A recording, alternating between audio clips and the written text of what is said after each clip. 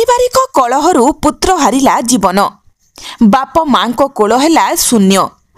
जगतसिंहपुर थाना पितेईपुर पंचायत उगालपुर ग्राम रे घटिछि अघटन।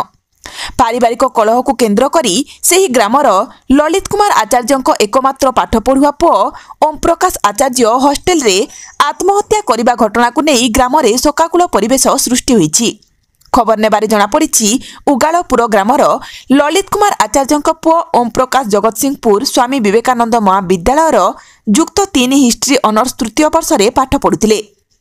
अभाव अनटन को नहीं ओम प्रकाश बापा मां सहित पारिवारिक कलह उपजिथिला। रागरे ओम प्रकाश घर पलाई आसी राति जगतसिंहपुर अश्विनी हॉस्टेल रे साथी मानक सहित रहिथिला। हेले विलंबित राति रे ओम प्रकाश गामुछा साहाय्य रे आत्महत्या करिथिला। सकाळु साथी माने यह देखि घर मालिक को जणाइबा परे घर मालिक जगतसिंहपुर थाना अधिकारी को घटना संपर्क में अवगत करबा परे पुलिस घटनास्थल रे तदंत चलाइछि। जगतसिंहपुर ज्योतिरंजन परिड़ा का रिपोर्ट। अश्विनी अमिताभ लंका पिता अशोक कुमार लंका कंटा भल्लपुर जगतसिंहपुर।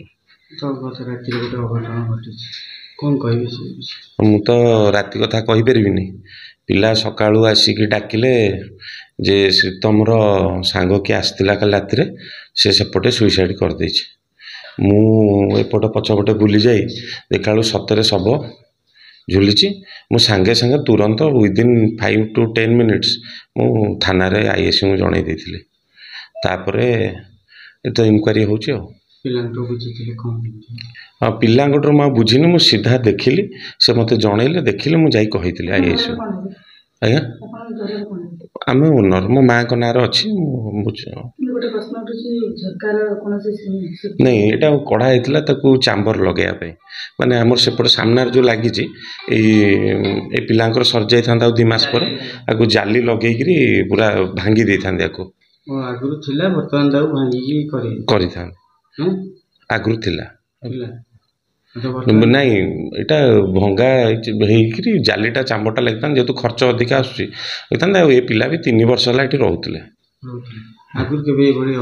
ना ना ना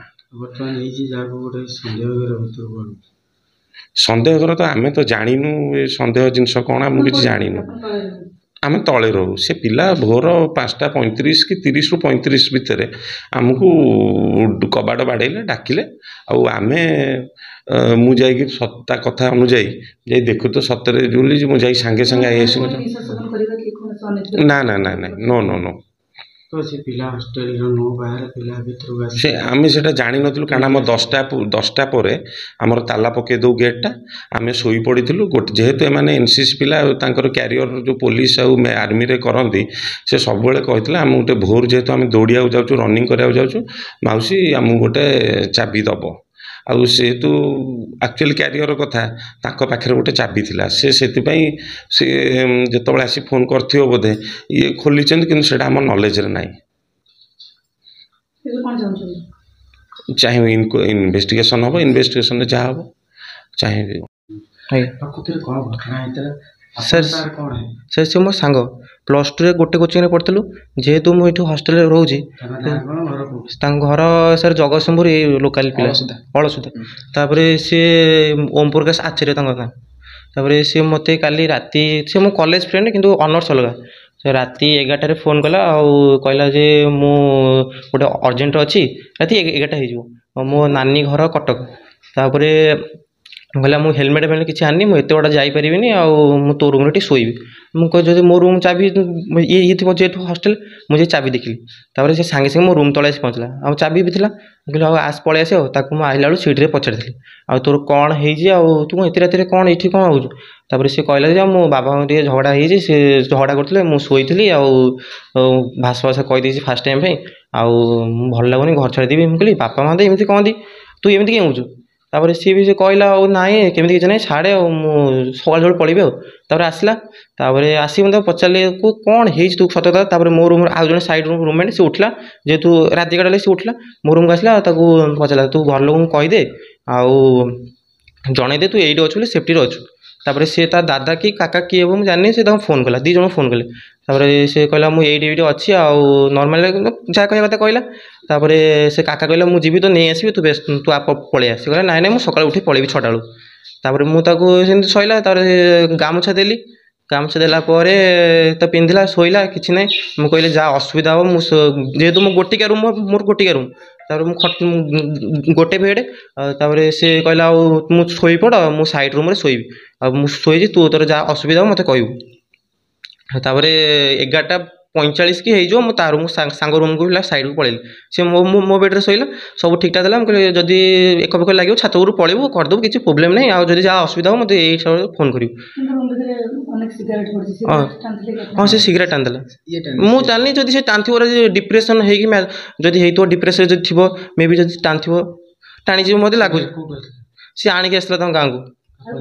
ମୁଁ ତାଙ୍କୁ ଗାର୍ଲଫ୍ରେଣ୍ଡ ସାର୍, ମୁଁ ସାର୍ ସାଙ୍ଗ ଏତେ ମୋତେ ସେ କହିନି ଗାର୍ଲଫ୍ରେଣ୍ଡ ସାର୍ ନାହିଁ। ସେ ଭଲ ପିଲାଟା ୟାର, ଭଲ ପିଲା, ବହୁତ ଭଲ ପଢ଼େ। ଆମ କୋଚିଂ +2 କୋଚିଂ ବି ସେମ୍ ଥିଲା, ଆର୍ଟ୍ସ ଏକାଡେମୀରେ, ବହୁତ ଭଲ ପିଲା।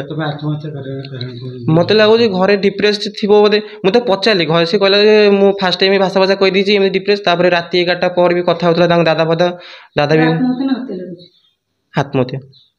ସେ ଜଣା ପୁରା ପିଓରଲି, ମୁଁ ସକାଳ 5:30 ଉଠିକି ଆଇଲି, ସେ ଆଉ ରୁମ୍ରେ ନଥିଲା, ଏମିତି କରିଦେଇଛି ଆଉ। ମୁଁ ଦେଖିଲି। ତାପରେ ସାଙ୍ଗେ ସାଙ୍ଗେ ତା ସାଙ୍ଗ ପିଲାଙ୍କୁ, ତାଙ୍କ ରୁମ୍ ସାଇଡ଼୍ରେ ତାର ଭାଇ ବଡ଼ ବାପା ପୁଅ ହେବ ବୋଧେ, ମେ ବି ଲିକୁନ ବୋଲି ପିଲାଟା, ତାକୁ ମୁଁ ସାଙ୍ଗେ ସାଙ୍ଗେ କଣ୍ଟାକ୍ଟ କରିଲି। ସିଏ ମୋତେ ରାତିରେ ବି ଫୋନ୍ କରିଥିଲା, କହିଲେ ଯଦି ଲିକୁନର କଲ୍ ଆସୁଥିବ ତୁ ଉଠେଇବୁନି। ମୁଁ କହିଲି ମୁଁ ଉଠେଇଦେବି, ମୁଁ କହିଲି ସେ ଯଦି କଲ୍ କରିବ ମୁଁ ଉଠେଇଦେବି। ସିଏ ବି ମୋତେ ରାତିରେ କଲ୍ କରିନି। ସେ ଯଦି ବି ଗୋଟେ ସାଙ୍ଗ, ସେ ଭାବିଥାନ୍ତା ବି ସାଙ୍ଗ ରୁମ୍ଟେ, ତୁ ସାଙ୍ଗ ଏଇଠି ଆମେ ହଷ୍ଟେଲରେ ସେ ରହୁଛୁ, ସେ ବି ଗୋଟେ ଭାବିଥାନ୍ତା ମ୍ୟାଚୁରିଟି, ସେ ବଡ଼ ପିଲା ହେଇଗଲେ, ତାର ମ୍ୟାଚୁରିଟି ଥିବା ଦରକାର ଯେ ଆମେ ବି ଏଇଠି ହଷ୍ଟେଲରେ ବାପା ମାଆଙ୍କୁ ଛାଡ଼ିକି ଅଛୁ, ଆମର ବି ଏଇଠି ଗୋଟିକା ରୁମ୍ରେ ରହୁଛୁ, ସିଏ ଭାବିବା ଦରକାର। +2 ସେକେଣ୍ଡ ଇୟର୍, 4 ବର୍ଷ ହେବ ଆଉ।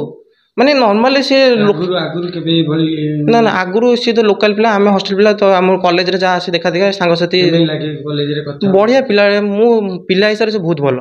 +2 ସାଙ୍ଗ, ଯାହା ହେଲ୍ପ ମାଗିଲେ ବି, ଯାହା କଥାବାର୍ତ୍ତା କରେ ଭଲ, ଠିକ୍।